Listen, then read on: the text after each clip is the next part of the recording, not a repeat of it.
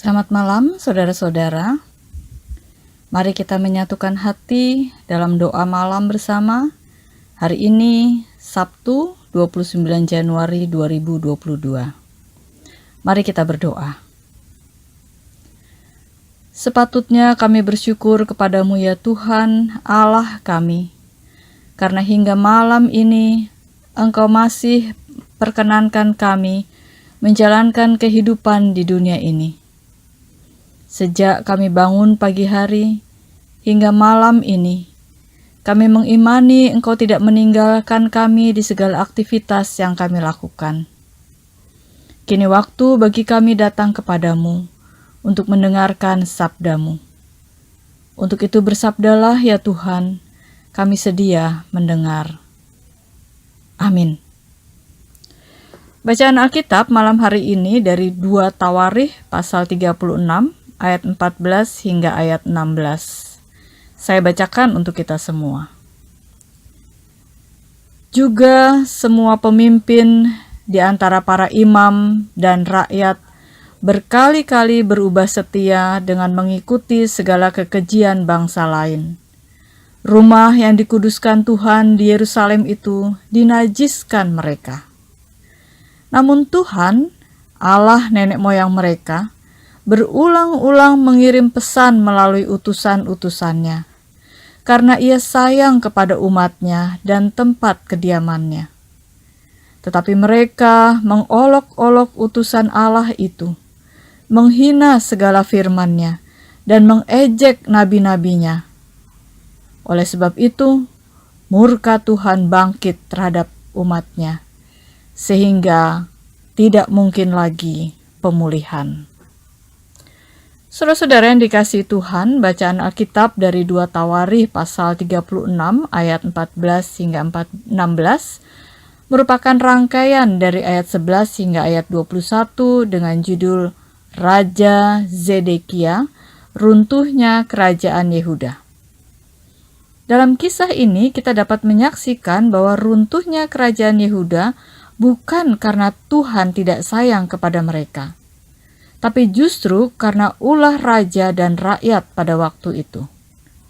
Di bawah pemerintahan Raja Zedekia, umat Israel saat itu mengalami penurunan bahkan kemerosotan iman yang luar biasa. Raja Zedekia seharusnya menjadi contoh atau teladan bagi rakyat yang dipimpinnya. Tapi ia justru melakukan apa yang jahat di mata Tuhan. Semua orang, termasuk para imam, berubah menjadi tidak setia dengan mengikuti kekejian bangsa-bangsa lain. Ayat 14 menuliskan, rumah yang dikuduskan Tuhan di Yerusalem itu dinajiskan mereka.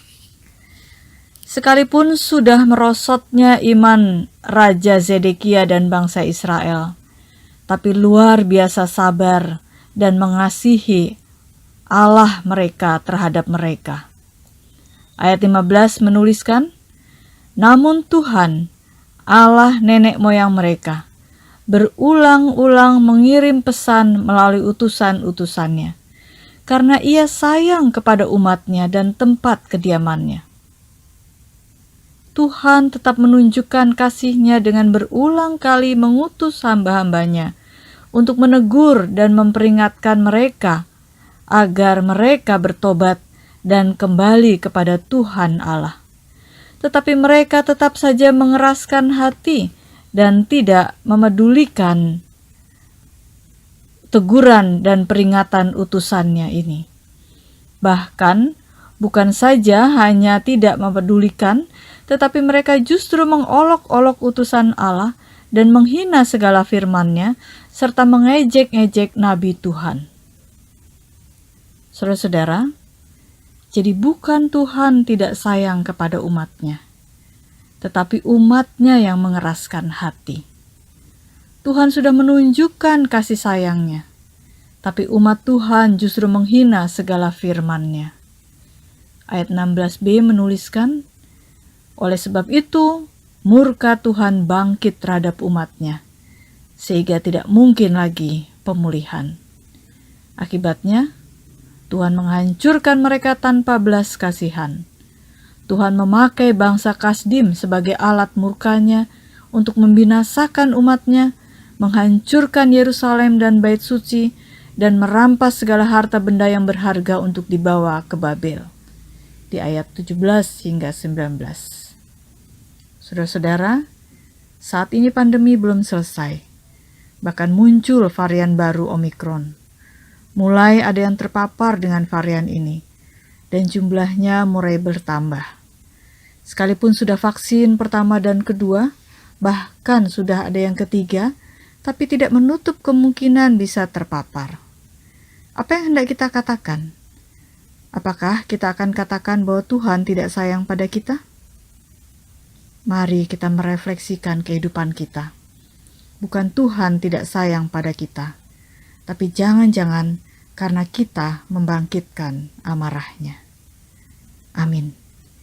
Mari kita berdoa. Ya Tuhan, malam ini kami menyatukan hati untuk mendoakan anak-anak kami yang sudah mulai sekolah dengan tatap muka. Tolonglah anak-anak kami ya Tuhan, agar tetap menjaga diri dengan baik, tetap taat mengikuti protokol kesehatan dengan benar dan baik. Biarlah anak-anak kami menjalani proses belajar dengan tenang dan dijauhkan dari virus corona dan juga virus-virus yang lain dan penyakit yang lain. Kami juga mendoakan para guru yang harus menjalankan tugas mengajar di sekolah. Berikanlah kesehatan dan kekuatan dalam melaksanakan tugas dalam situasi yang tidak mudah ini. Kami berdoa untuk beberapa sekolah yang harus ditutup kembali, ataupun kembali melaksanakan proses belajar mengajar secara online, karena ada yang terpapar ataupun karena untuk mencegah siswa maupun guru terpapar. Kami berdoa untuk gereja-gereja yang sudah mulai menata ibadah dan kegiatan-kegiatan dengan menghadirkan umat. Dengan munculnya varian baru yang mulai membuat beberapa orang terpapar, membuat gereja-gereja harus menata ulang peribadahan dan kegiatan.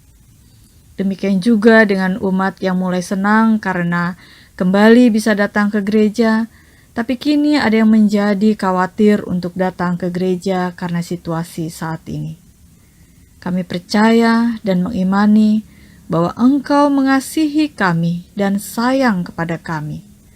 Untuk itu kami percaya Engkau tetap bekerja menyelesaikan dan mengakhiri masa pandemi ini.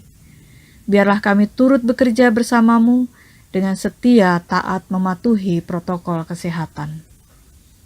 Kami hendak beristirahat malam ini. Tolonglah agar kami menggunakan waktu istirahat yang Kau berikan ini dengan baik. Hingga esok kami boleh bangun dengan kesegaran dan kesehatan yang baru untuk beribadah dan beraktivitas. Tuhan tetap menjaga saudara-saudara kami yang harus tetap bekerja di malam ini. Berikanlah kesehatan dan kekuatan kepada mereka. Inilah doa kami. Dalam Kristus kami berdoa. Amin. Selamat malam saudara-saudara. Selamat beristirahat. Tuhan menjaga kita semua.